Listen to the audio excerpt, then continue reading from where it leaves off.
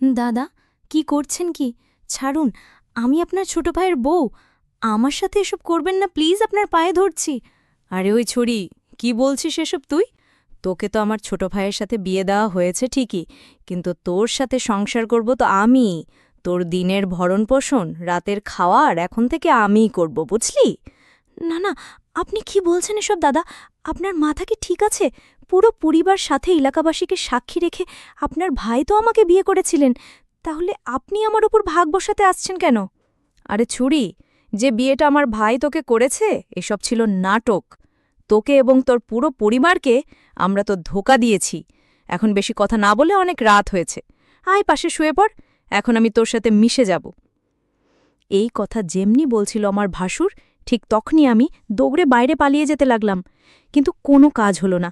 ভাসুরজি আমার হাত ধরে এক ঝটকায় টান দিয়ে তার কাছে নিয়ে গেল এবং কানের কাছে ফিসফিস করে বলল, আমার প্রিয় বউ, আমার ভাইয়ের কথা বাদ দে। ওর কথা না ভেবে চল, আমাকে খুশি রাখ।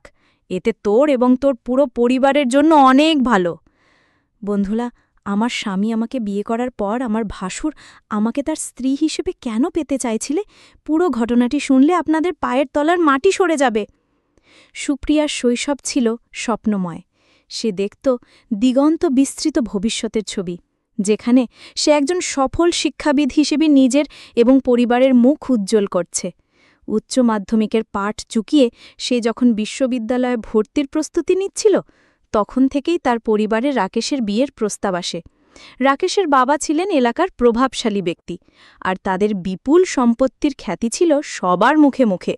সুপ্রিয়ার বাবা, যিনি সারা জীবন অভাবের সাথে সংগ্রাম করে গেছেন, তিনি এই সুযোগ হাতছাড়া করতে চাইলেন না। তিনি ভেবেছিলেন রাকেশের সাথে বিয়ে হলে সুপ্রিয়ার জীবন সুখ ও সমৃদ্ধিতে ভরে উঠবে, আর তাকে আর কোনোদিন আর্থিক কষ্ট দেখতে হবে না। সুপ্রিয়া প্রথমে রাজি না হলেও বাবা মায়ের স্বপ্ন এবং তাদের মুখের দিকে তাকিয়ে শেষ পর্যন্ত সে সম্মতি জানায়। তার একটাই শর্ত ছিল, সে যেন তার পড়াশুনো চালিয়ে যেতে পারে। রাকেশের পরিবার সানন্দে সেই শর্ত মেনে নেয়, আর সুপ্রিয়ার বাবা স্বস্তির নিঃশ্বাস ফেলেন। বিয়ে সম্পন্ন হওয়ার পর যখন সুপ্রিয়া নতুন জীবন শুরু করার স্বপ্নে বিভোর, ঠিক তখনই তার জীবনে নেমে আসে ঘোর অমানিসা। ফুলশয্যার রাতে যখন সে স্বামীর জন্য অপেক্ষা করছিল, রাকেশ একা নয়, তার সাথে প্রবেশ করে তার বড় ভাই রাহুল, সুপ্রিয়ার ভাসুর। তাদের চোখে ছিল এক বীভৎস লালসা। রাকেশ জানায়, আমরা দুজনেই তোমার স্বামী, এই রাত আমাদের তিনজনের। সুপ্রিয়ার পৃথিবী যেন এক মুহূর্তে থমকে যায়। সে স্তম্ভিত হয়ে যায়, তার শরীর হিম হয়ে আসে। যখন সে প্রতিবাদ করতে যায়, তারা দুজনে মিলে তাকে জোরপূর্বক বিছানায় বেঁধে ফেলে। সারা রাত ধরে চলে তার উপর পাশবিক অত্যাচার। শারীরিক যন্ত্রণা ছাপিয়ে তার আত্মায় গেঁথে যায় এক গভীর ক্ষত, যা কোনো দিন শোকানোর নয়। তার উচ্চশিক্ষার স্বপ্ন, একটি ভালোবাসাময় দাম্পত্য জীবনের আকাঙ্ক্ষা, সব কিছুই চূর্ণবিচূর্ণ হয়ে যায়। পরের দিন সকালে যখন সে চোখ খোলে, নিজেকে এক অচেনা নরকের বাসিন্দা মনে হয়। তার শরীর জুড়ে ব্যথা, মনে একরাশ ঘৃণা আর হতাশা। কিছুক্ষণের মধ্যেই সে জানতে পারে এক ভয়ঙ্কর সত্য, রাকেশ আগেই বিবাহিত ছিল। এই খবর সুপ্রিয়ার মনে যেন শেষ পেরিকটি ঠুকে দেয়। সে বুঝতে পারে তাকে মিথ্যে স্বপ্ন দেখিয়ে এই অন্ধকার গর্তে ঠেলে দেওয়া হয়েছে। বিয়ের পর শ্বশুরবাড়িতে সুপ্রিয়ার দিনগুলো কাটছিল এক অসহনীয় যন্ত্রণার মধ্যে। তার পড়াশোনা বন্ধ করে দেওয়া হয়, বইপত্র ছিনে ফেলা হয়। তার কণ্ঠ রোধ করার জন্য রাকেশ বারে বারে তার উপর চালাত শারীরিক ও মানসিক নির্যাতন। একবার যখন সে তার ছোট বোন অনমিকাকে ফোন করে তার অবস্থার কথা জানাতে চাইছিল, রাকেশ একটি গরম ইস্ত্রি দিয়ে তার পিঠে ছ্যাঁকা দেয়। সেই গভীর ক্ষত শুধু তার শরীরে নয়, তার মনেও এক দাগ ফেলে দেয়। বিয়ের তৃতীয় দিনেই একটি ঘটনা সুপ্রিয়ার মনে সন্দেহের বীজ বুনে দেয়। বাড়িতে পুলিশ আসে এবং তার ভাসুর রাহুলকে খুঁজতে থাকে। শাশুড়িমা তাকে মিথ্যে বলেন যে পুলিশ পাড়ার অন্য কাউকে খুঁজছে। সুপ্রিয়া সে কথা বিশ্বাস করলেও তার মন খুঁত করতে থাকে। এক সপ্তাহ পেরোতেই রাকেশের আসল রূপ বেরিয়ে আসে। সে বিনা কারণে সুপ্রিয়ার ওপর শারীরিক ও মানসিক নির্যাতন শুরু করে। তাকে ঘর বন্দি করে রাখা হয়, তার সাথে বাইরের জগতের সব যোগাযোগ ছিন্ন করে দেওয়া হয়। একদিন ভাসুর রাহুল সুপ্রিয়ার বিষণ্ণ মুখ দেখে তাকে সান্ত্বনা দেওয়ার ভান করে।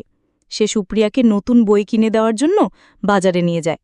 সুপ্রিয়া ভেবেছিল হয়তো রাহুলের মনে একটু হলেও মনুষ্যত্ব আছে, কিন্তু বাড়ি ফিরতেই তার ভুল ভাঙে। রাকেশ সুপ্রিয়ার চরিত্র নিয়ে নোংরা অপবাদ দেয় এবং মুসলিম মেয়েদের মতো পর্দা না করার জন্য তাকে তিরস্কার করে। যখন সুপ্রিয়া প্রতিবাদ করে, রাকেশ তার গলা টিপে ধরে এবং এক নিঃশ্বাসে 3 বার তালাক তালাক তালাক উচ্চারণ করে। সুপ্রিয়ার পৃথিবী আবার অন্ধকার হয়ে যায়। সে আর কোনো উপায় না দেখে বাবার বাড়ি ফিরে আসে। বাবা প্রথমে সুপ্রিয়াকে আর শ্বশুরবাড়ি পাঠাতে রাজি ছিলেন না, কিন্তু রাকেশের পরিবার গ্রামে প্রভাবশালী হওয়ায় তারা ক্ষমা চেয়ে সুপ্রিয়াকে ফিরিয়ে নিতে আসে। তাদের একটাই শর্ত ছিল, যেহেতু সুপ্রিয়ার তালাক হয়ে গেছে, তাই তাকে ভাসুর রাহুলের সাথে হালালা করতে হবে, যাতে সে আবার রাকেশের কাছে ফিরে আসতে পারে। সুপ্রিয়া এই প্রস্তাবে রাজি হয়ে যায়।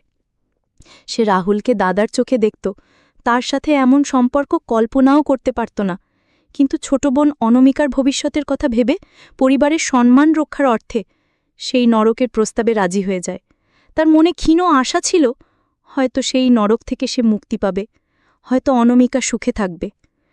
ভাসুরের সাথে হালালা হবার কথা ছিল যে 2 দিন পর রাহুল তাকে তালাক দেবে এবং সুপ্রিয়া আবার রাকেশের কাছে ফিরে আসবে। কিন্তু শ্বশুরবাড়িতে ফিরে আসার পর সুপ্রিয়ার ভয়ে সত্যি হল।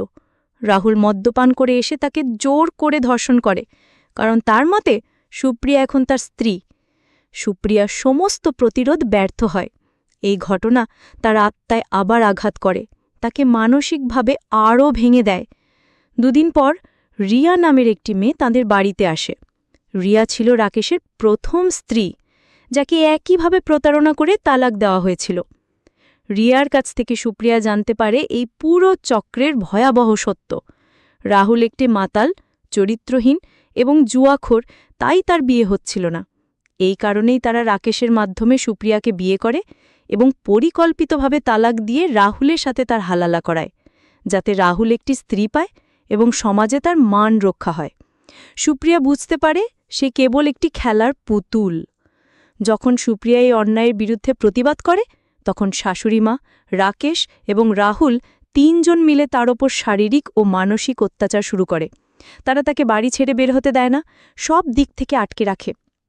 যখন সে তাদের পুলিশের ভয় দেখায়, রাহুল একটি অ্যাসিডের বোতল নিয়ে এসে তার মুখে ছুঁড়ে মারার জন্য। শাশুড়িমা নিজেও এই জঘন্য কাজে তাদের সঙ্গ দেয়। ঠিক সেই মুহূর্তে পুলিশ বাড়িতে ঢুকে রাহুলকে গ্রেফতার করে। সুপ্রিয়া জানতে পারে রিয়াই পুলিশকে খবর দিয়েছিল। শাশুড়িমা রিয়াকে তার বাপের বাড়ি পাঠানোর আগে সুপ্রিয়া লুকিয়ে তাকে সব ঘটনা জানিয়েছিল। রিয়া সুপ্রিয়াকে জড়িয়ে ধরে কাঁদতে থাকে। দুজনেই একে অন্যের কষ্ট অনুভব করে। সেদিন সুপ্রিয়া মানসিকভাবে পুরোপুরি বিধ্বস্ত হয়ে পড়েছিল। এই ঘটনাটি তাকে শিখিয়েছিল যে শুধু টাকা পয়সা দেখে বিয়ে দেওয়া উচিত নয়। জীবনসঙ্গীর ভালোবাসা, সম্মান ও ভালো মানুষ হওয়াটাই সবচেয়ে জরুরি।